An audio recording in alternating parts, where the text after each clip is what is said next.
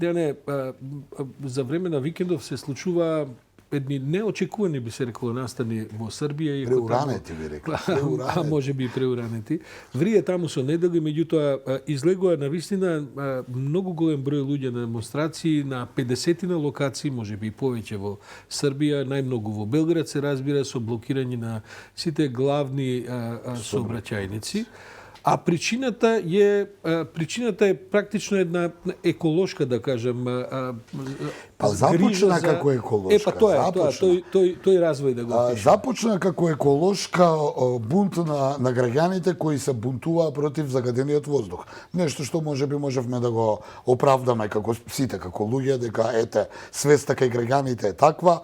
Воздухот е загаден, Белград е огромен град и нормално дека е загаден. Меѓутоа, гледаме и на снимки од она што се случуваше. Да, тоа се случуваше вчера, но како што одеа неделите последниве 3 викенда, тие ескалира и буквално дојде, се вмеша и опозицијата да ги подржи тие протести еколошки, па се префрли бунтот околу продажбата на Рио Тинто, компанијата која го откупи рудникот за лигнит во централна Србија, од каде што наводно треба нели да се копа руда, зашто опозицијата и граѓаните ја обвинија власта и Вучич дека го продава земјиштето. Српската влада на брзина изгласа подготви еден закон кој што за експроприација на земјиште, кој што предвидува во рекордни рокови за неколку дена да биде извршено купување на земјиште и така натаму. Отуѓување на земјиште практично. За да се овозможи Рио Тинто да настапи со ова копање на лигнит. Значи, отприлика тоа е поводот, но ми се чини дека ова е почеток на она рушење на неприкосновеноста на владењето на Вучич, бидејќи ова што го гледаме сега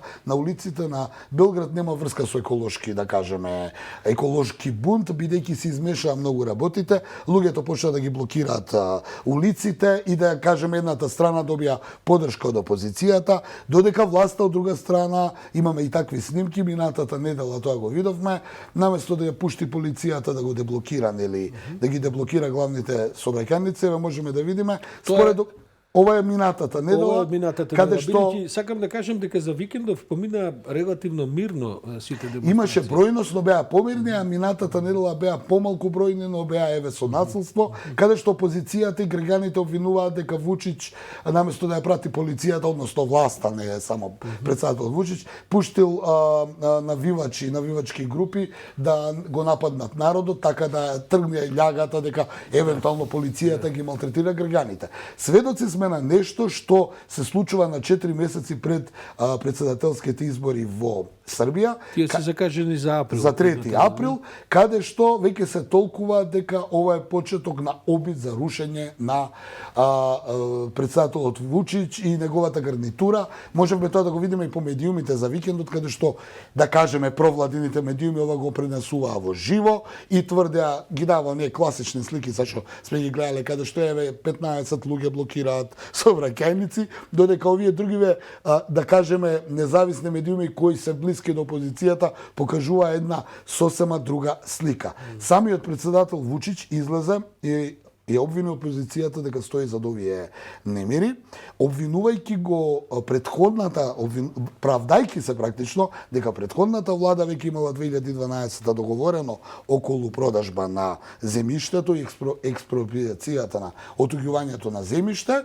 и дека тоа го направил токму овој лидер на опозиција Драган Джилас, чија изјава ја емитува, каде што тој 2012 вели дека Рио Тинто и рудникот за лигните иднината на Србија, дека екологијата не е загрозена, бидејќи производството на батерии го прави најеколошката држава Финска, која, она е најеколошка, произведува батерии за електрични автомобили, но сепак не е загрозена екологијата. Значи се случува еден обид за политички преврат во Србија. Добро, сега ода што власта и што Вучич го превзема, те гледам дека ќе го враќаат, ќе го доработуваат законот и ќе го враќаат во собрание во четврток на гласење, таму се прават измени од прилика како што граѓански протести бараат, меѓутоа очигледно дека тоа нема да смири тензијата, бидејќи сега очигледно е дека е тргнато тој процес.